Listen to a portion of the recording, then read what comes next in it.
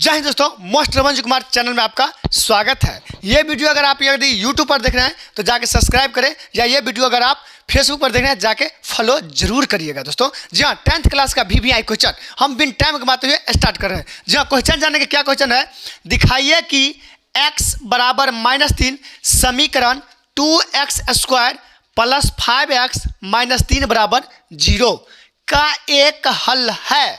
दोस्तों एक हल, अनेक हल और कोई हल नहीं के बारे में सबसे पहले हम जान लेते हैं।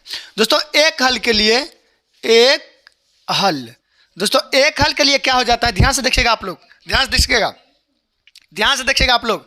एक हल के लिए क्या हो जाएगा, a1 बट्टा a2 is equal to note b1 बट्टा b2। ये क्या हो गया एक हल के लिए, यानी a1 बट्टा a2 के बराबर नहीं है b1 बट्टा b2, यानी ये वाला मान अलग हो गया और ये वाला मान अगर अलग है तो क्या हो जाएगा, एक हल हो जाएगा। अब दोस्तों जानेंगे अनेक हल का। अनेक हल के लिए क्या हो जाएगा दोस्तों, यदि हो जाएगा a1 बट्टा a2 बराबर b1 बट्टा b2 बराबर c1 बट्टा c2, तो क्या हो जाएगा अनेक हल, यानी इसके बराबर ये हो जाए और इसके बराबर ये हो जाए, यानी सभी बराबर हो जाए तो क्या हो जाएगा अनेक हल। अब जानेंगे कोई हल नहीं के, कोई हल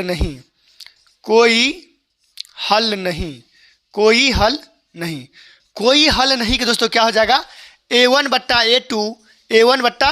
a2 बराबर b1 बट्टा b2 बराबर नहीं है c1 बट्टा c2, यही हो जाएगा क्या, इसका क्या हो जाएगा कोई हल नहीं, इसका कोई हल नहीं। दोस्तों कई जगह पर आप लोग देखते होइएगा ये वाला नहीं है, डायरेक्टर लिख देता है क्या, b1 बट्टा b2 इजकल टू नहीं, यानी इजकल टू नोट c1 बट्टा c2, ये दोनों क्या है बराबर नहीं है। और दोस्तों यहाँ पर ये चीज लिखना जरूरी होगा, a1 बट्टा a2 बराबर b1 बट्टा b2, तो अब क्या हो जाएगा इसका कोई हल नहीं। अब हम चलते हैं बिन टाइम गवाते हुए स्टार्ट करने। आपका क्वेश्चन क्या है, क्वेश्चन दिखाने के लिए बोल रहा है अगर x बराबर -3 इस समान में, यानी इस समीकरण में रखा जाए, x बराबर -3 यदि इस समीकरण में रखा जाए तो क्या एक हल होगा। तो हम दोस्तों रख रहे हैं, देखते हैं क्या होता है। सबसे पहले बनाएंगे तो सबसे पहले क्या लिखेंगे, हल। सबसे पहले क्या लिखेंगे, हल। तो हम यहाँ पर लिख देते हैं हल। हल के बाद दोस्तों लिखेंगे यहाँ पर दिया है, क्या लिखेंगे, दिया है, क्या लिखेंगे, दिया है। तो ये हो सकता है अगर आपको अच्छा से नहीं दिख रहा होगा तो वीडियो का क्वालिटी बढ़ा लीजिए। अब जानेंगे दिया है तो क्या दिया है, दिया है x बराबर कितना -3, x बराबर कितना -3, और ये समीकरण दे दिया है। तो यहाँ पर लिखेंगे समीकरण, तो ये दिया है, लिखेंगे समीकरण।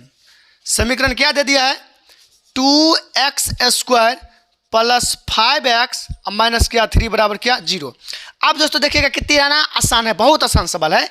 बस जहाँ जहाँ पर x है ना वहाँ पर x का मान लिख देंगे, जहाँ पर x है वहाँ पर x का मान लिख देंगे। दोस्तों ध्यान से देखिएगा, यहाँ पर 2 है तो 2x के जगह पर कितना है -3, तो यहाँ पर क्या करेंगे -3 का होल स्क्वायर कर देंगे, प्लस 5 है तो 5, और यहाँ पर कितना है x, तो x के जगह पर कितना -3, क्या करेंगे -3। दो गो चिन्ह एक साथ नहीं लिखा जाता है तो कष्ट में हम घेर दिए, माइनस क्या 3 बराबर कितना 0।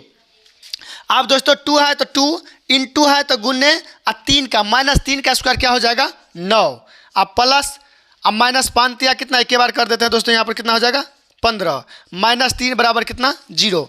ध्यान से देखिएगा यहाँ पर माइनस में 15 होगा, क्यों, क्योंकि यहाँ पर प्लस अब माइनस हो जाता है। अब 5 को 3 से गुना करेंगे तो 15 हो गया।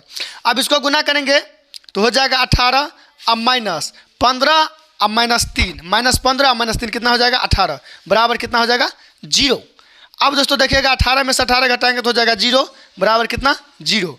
अब दोस्तों ये हमारा 0 के बराबर 0 हो गया, क्या ये एक हल है, जी हाँ एक हल है। तो हम लिखेंगे यहाँ पर अतः x बराबर -3 समीकरण, जी हाँ दोस्तों यहाँ पर लिखेंगे अतः x बराबर -3 समीकरण 2x² प्लस 5x -3 बराबर 0 के लिए यहाँ पर लिखेंगे के लिए एक हल है। क्या लिखेंगे? एक हल है। इसी पर हमारा सवाल खत्म हो चुका है। लेकिन दोस्तों जाइएगा नहीं, यहाँ पर अगला सवाल फिर बताएंगे और इस सवाल को फिर से हम बताने का कोशिश कर रहे हैं। देखिए दोस्तों, एक हल के लिए क्या होता है? a1/a2 equal to note b1/b2। इसके बाद अनेक हल के लिए क्या हो जाता है? a1/a2 equal to b1/b2 equal to c1/c2। अब जानेंगे अगला कोई हल के नहीं, यानी a1/a2 equal to b1/b2 equal to not c1/c2। अब हम क्या किए? सबसे पहले लिख दिए दिया हल के बाद क्या लिखें? जो दिया है, जो दिया था हम दिया है लिख दिए। उसके बाद समीकरण 1 में जहाँ पर x था वहाँ पर x का मान लिख दिए हैं। यहाँ पर x था तो x का मान यहाँ पर -3, तो -3 लिख दिए हैं। यहाँ पर 5 था तो 5 लिख दिए हैं। यहाँ पर x का मान -3 तो x का मान -3 लिख दिया है। -3 था -3 लिख दिया है। बराबर 0 लिख दिया है। अब इसी का दोस्तों हमने क्या किया? हल कर लिया। अब हम जानते हैं अगला नंबर सवाल पर।